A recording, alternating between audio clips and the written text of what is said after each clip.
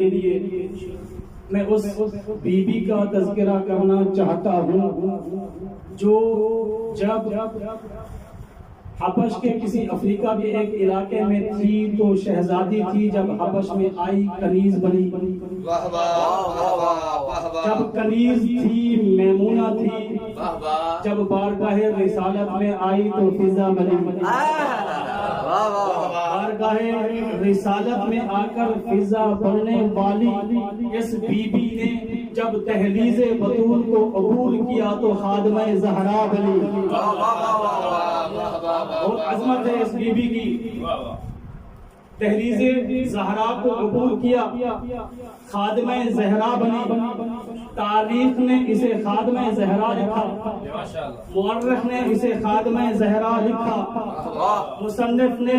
اسے خادمہ زہرا لکھا، اور جب قاری تاریخ کی تلاوت کرتا ہے تو اسے بھی یہی ملتا ہے، یہ خادمہ زہرا ہے، یہ حقیقت ہے کہ یہ خادمہ زہرا ہے، یہ تب تک خادمہ زہرا ہے جب در بطول سے باہر ہے۔ یہ حقیقت ہے کہ یہ فضا خانہ بطول سے باہر،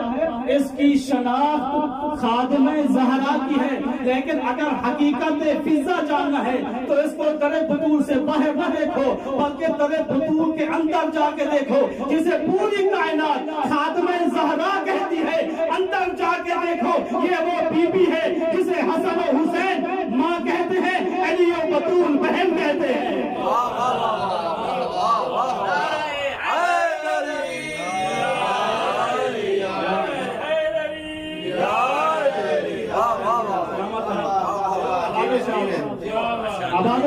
حسن و حسین ماں کہتے ہیں،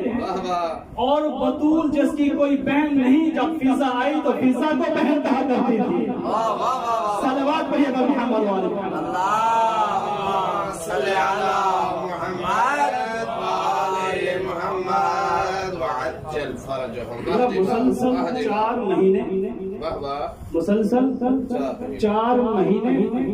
ساحل تاریخ پہ بیٹھ کے ریگستان تاریخ سے فضا کی عظمت کے موتی جمع کیے۔ ہو سکتا ہے کہ کہہ دے آپ نے تاریخ کو ریگستان سے تعبیر کر دیا، اور یہ عمدن میں نے تاریخ کو ریگستان کہا ہے کہ اس کی وجہ یہ ہے کہ وہ شخصیات، وہ ازواج، وہ ہستیاں، وہ افراد جو اہل بیت سے قریب تھے، اہل بیت سے وابستہ تھے، چاہے ابو ذر ہو یا سلمان ہو، چاہے مقداد ہو یا قنبر ہو، چاہے فضا ہو یا مالک اشتر ہو، اسی طرح کے اور جتنے بھی افراد ہیں جن کی مودت اور محبت اہل بیت کے لیے تھی، اگر آپ تاریخ کی وادی میں جا کر، اس ریگستان تاریخ میں جا کر ان شخصیات کے بارے میں معلومات اکٹھا کرنا شروع کریں، ان کے بارے میں جاننے کی کوشش کریں، ان کی سیرت پڑھیں، ان کے کردار کو پڑھیں، ان کی تاریخ کو پڑھیں، تو ان کے بارے میں جو معلومات ملتی ہیں وہ اتنی ہی معلومات ملتی ہیں جتنا ریگستان سے پانی نکلتا ہے۔ اور یہ علمیہ ہے تاریخ کا۔ میں نے کسی موضوع کو تیار کرنے کے لیے اتنا عرصہ نہیں لگایا، لیکن اس موضوع کو تیار کرنے میں مجھے 4 مہینے لگے۔